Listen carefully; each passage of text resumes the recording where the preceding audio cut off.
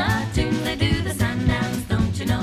If they move too quick, they're falling down like a domino. All the bazaar men buy them now, they got the money on a bet. Gold crocodiles, they snap the teeth on your cigarette. Foreign types with a hookah box, say, oh, eh, oh, eh, oh, eh, oh. Walk like an Egyptian.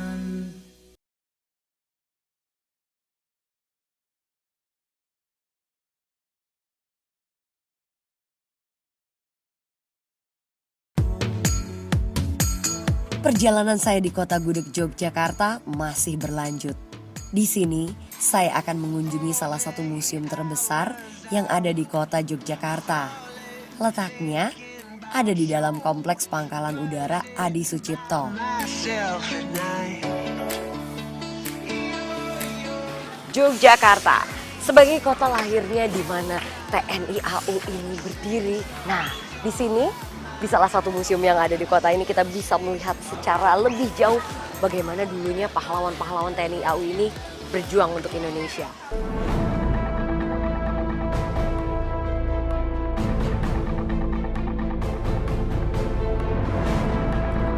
Inilah Museum Dirgantara Mandala. Di museum ini tersimpan dengan rapi sejarah terbentuknya TNI Angkatan Udara. Di awal museum, saya disuguhkan foto para kepala staf Angkatan Udara dari masa ke masa. Tetapi ada yang menarik dari museum ini, yaitu dua peristiwa besar bagi TNI Angkatan Udara, tepatnya pada tanggal 27 Juli 1947.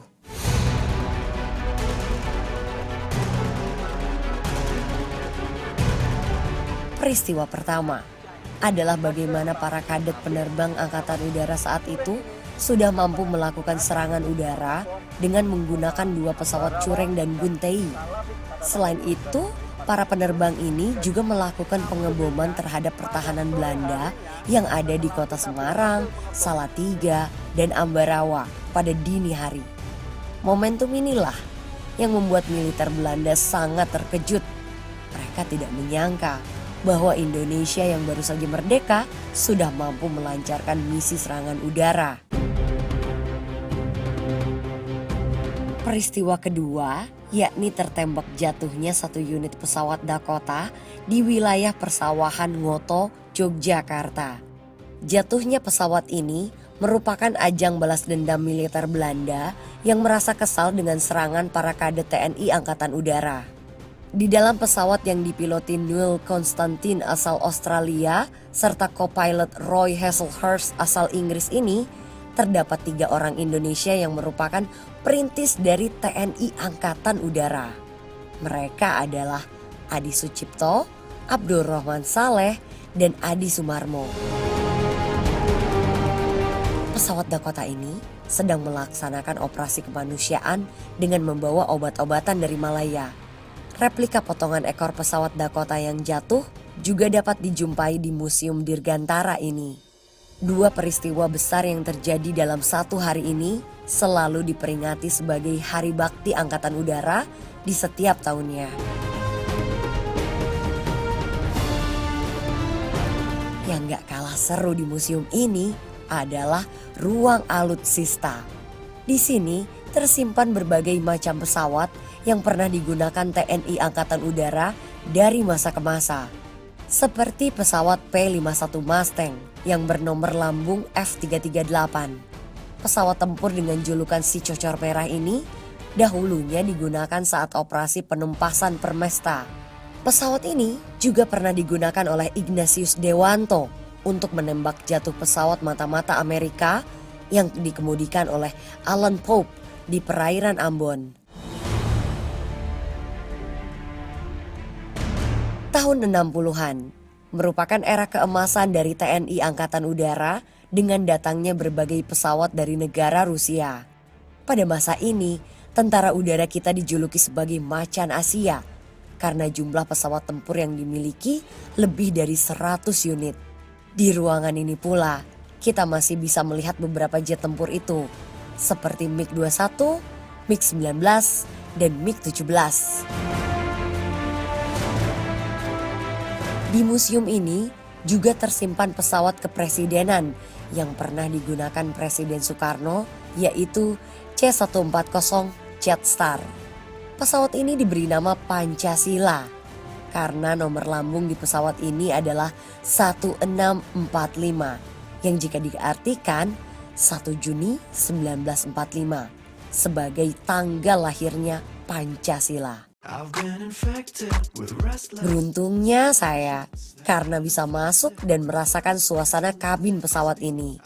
Enggak tanggung-tanggung, Presiden Amerika Serikat saat itu John F. Kennedy menghibahkan 3 pesawat jenis Lockheed Jetstar saat lawatan Presiden Soekarno ke Amerika Serikat. Pesawat ini merupakan tanda terima kasih dari Presiden Kennedy karena Presiden Soekarno setuju untuk membebaskan pilot Alan Pope. Di Museum Dirgantara, para pengunjung juga bisa merasakan serunya terbang dengan simulator pesawat P-51 Mustang. Ini nggak hanya sekedar simulator, karena kita bisa merasakan duduk di atas kokpit pesawat sesungguhnya dan merasakan duel di udara alias dogfight. Kalau zaman dulu, seorang pilot tempur yang ingin menyerang harus memposisikan lawan tepat berada di depannya. Namun, di era modern kayak sekarang, seorang pilot dengan mudah mengunci sasaran. Wah, ternyata memang gak mudah ya melakukan duel pertempuran udara dengan teknologi zaman dulu. Benar-benar menguras tenaga dan konsentrasi. Di akhir perjalanan saya di museum ini, Pak Yuto memperkenalkan saya dengan salah seorang instruktur penerbang.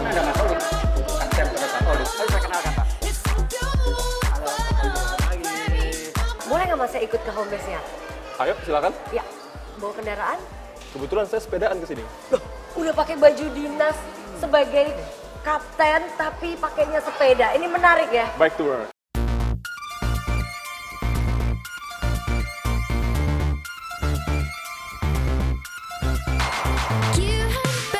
Nggak disangka ya, ternyata Kapten Olive juga suka bersepeda dalam kesehariannya. Kapten Olive mengajak saya menuju sekolah penerbang TNI Angkatan Udara yang letaknya tidak jauh dari museum. Nah, di sini nih, para calon penerbang TNI dididik dan digembleng untuk menjadi penerbang yang handal. Di perjalanan, Kapten Olive juga menceritakan bagaimana Jupiter Aerobatic Team terbentuk.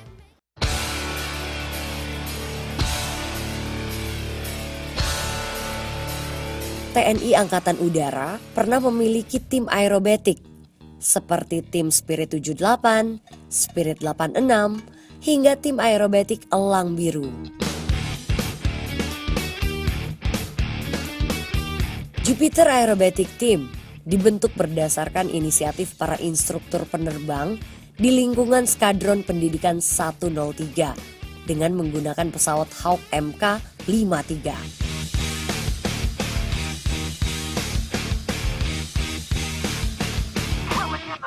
Oh iya, nama Jupiter sendiri berasal dari sebutan bagi para instruktur penerbang yang mengajar di Lanut Adi Sucipto.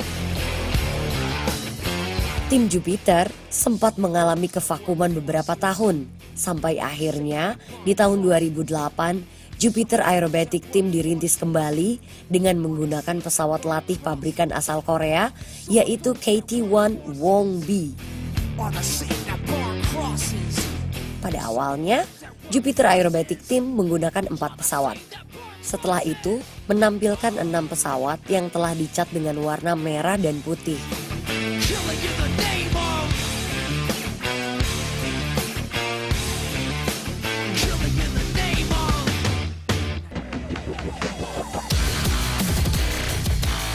The Jupiters adalah tim aerobatik TNI Angkatan Udara yang juga merupakan duta bangsa Indonesia. Beberapa formasi aerobatik yang ditampilkan memiliki tingkat kesulitan yang tinggi, sehingga memerlukan kecermatan dan konsentrasi. Seperti manuver Arrowhead Loop Break-Off,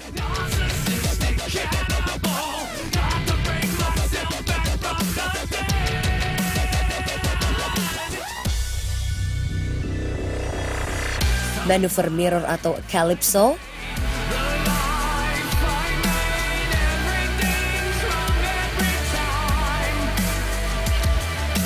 dan manuver solo spin.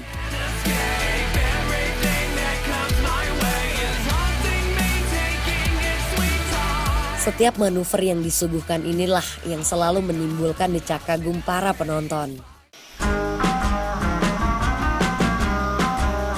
Kapten Olive mengajak saya untuk melihat pesawat yang digunakan oleh Jupiter Aerobatic Team. Ini dia KT-1 Wong B. Nggak tanggung-tanggung, Kapten Olive juga mempersilahkan saya untuk masuk ke dalam kokpit pesawat ini. Pesawat ini dilengkapi dengan kursi lontar untuk memudahkan pilot menyelamatkan diri jika mengalami kecelakaan di udara. Helm pilot di pesawat ini juga dilengkapi dengan masker oksigen untuk memudahkan seorang pilot bernafas saat berada di udara yang tipis. Selain digunakan untuk aerobatic team, pesawat ini juga digunakan untuk melatih para calon instruktur penerbang. Berbicara soal Lanut Adi Sucipto, bandara internasional ini juga pernah mengalami musibah pada tahun 2007 silam. Tepat di hari Rabu tanggal 7 Maret 2007, sebuah pesawat dari maskapai penerbangan nasional mengalami kecelakaan akibat tergelincir dan terbakar di ujung landasan saat hendak mendarat. Peristiwa yang memilukan ini memakan korban 21 orang penumpang dan 1 awak pesawat.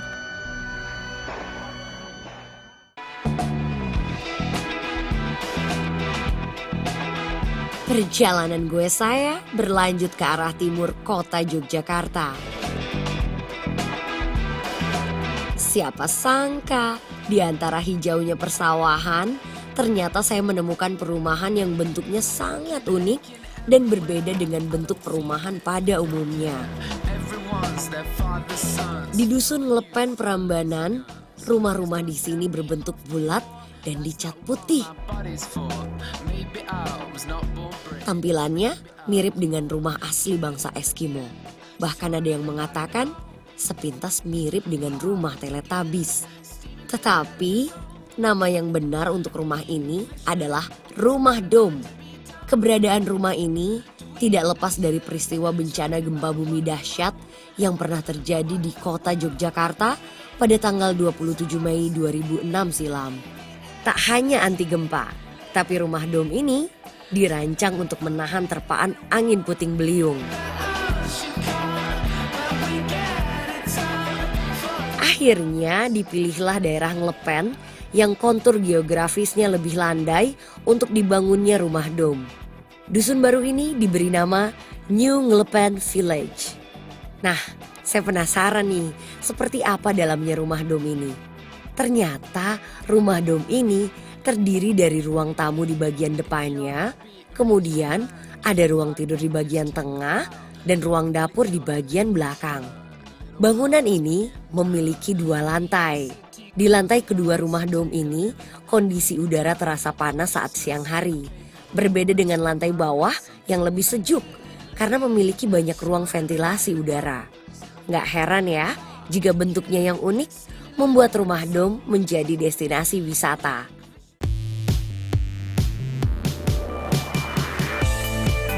Yogyakarta, kota sepeda. Sapaan itu sangat melekat sekali di kota ini sampai era 90-an. Dan sepeda yang banyak digunakan di kota gudeg ini, apalagi kalau bukan sepeda ontel. Hari ini saya akan ngontel, menikmati indahnya suasana Jogja dengan menggunakan sepeda ontel yang legendaris. Namun tidak sendiri, saya bersama teman-teman dari Paguyuban Ontel Yogyakarta atau dikenal dengan nama Pojok.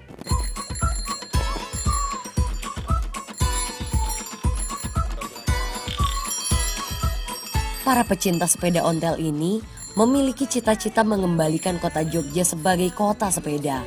Komunitas yang sudah berdiri dari tahun 2006 ini tidak hanya sekedar hobi bersepeda menggunakan ontel, namun mendalami budayanya juga dengan mengenakan baju tradisional. Sepeda ontel dipilih karena dinilai memiliki nilai historis yang kuat, desain yang klasik, dan kepopulerannya yang tidak pernah hilang termakan waktu. Ciri khas dari sepeda ontel ada pada desain stang yang unik. dengan stem stang sepeda yang tinggi dan rem klasik model kawat atau botol yang tidak ada pada sepeda lain. Tampilan kerangka sepeda juga didesain sederhana dengan bahan besi murni berkualitas. Setiap pabrikan sepeda ontel sangat memperhatikan segi kualitas yang terbaik. Pangsa pasar pun termasuk golongan atas pada masanya.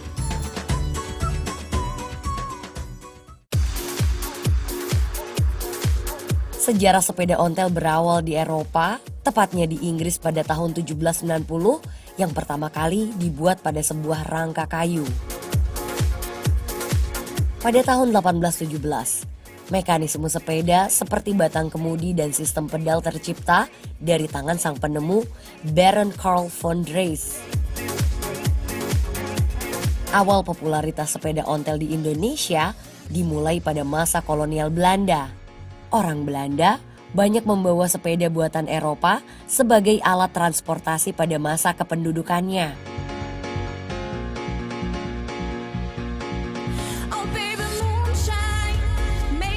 Bahkan nih, tentara Hindia Belanda menggunakan ontel sebagai sepeda untuk mobilitas militernya. Presiden Indonesia pertama, Bung Karno, selalu menggunakan ontel yang pada masanya merupakan moda transportasi utama. Eits, bukan hanya itu saja.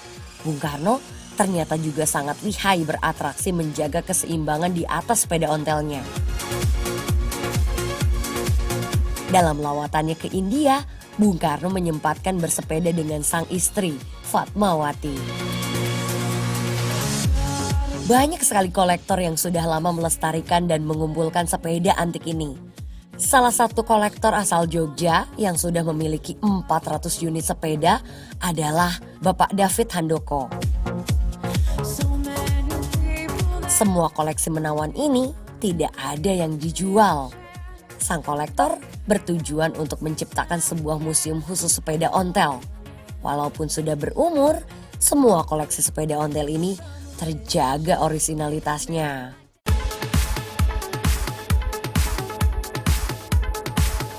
Beberapa dari koleksi kesayangannya adalah sepeda ontel berwarna kuning ini dengan merek Century buatan Amerika tahun 1912. Sepeda ini merupakan salah satu peninggalan keluarga dari sang kolektor. Kini harganya bisa mencapai 25 juta rupiah.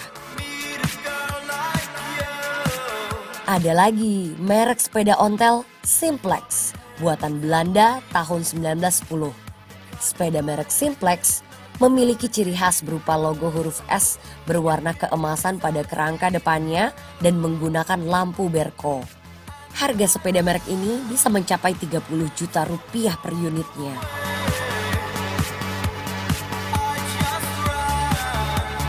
Yang ini adalah BSA Airborne, sepeda ontel produksi tahun 1942 ini dulunya digunakan oleh militer Inggris dan hanya diproduksi 1000 unit di dunia. Serta didapat dari salah satu pengelola museum di Belanda. Untuk harganya mencapai 50 juta rupiah per unit.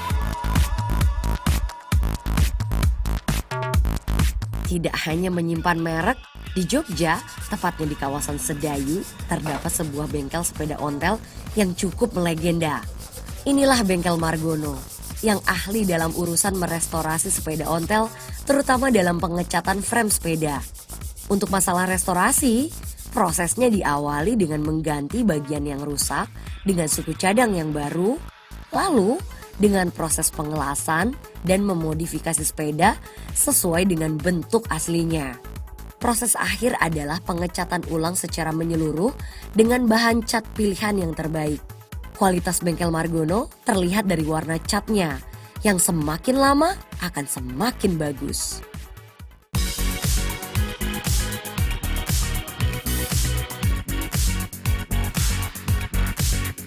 Bersepeda ontel melewati sudut-sudut Jogja seakan membawa ke romansa tempo dulu.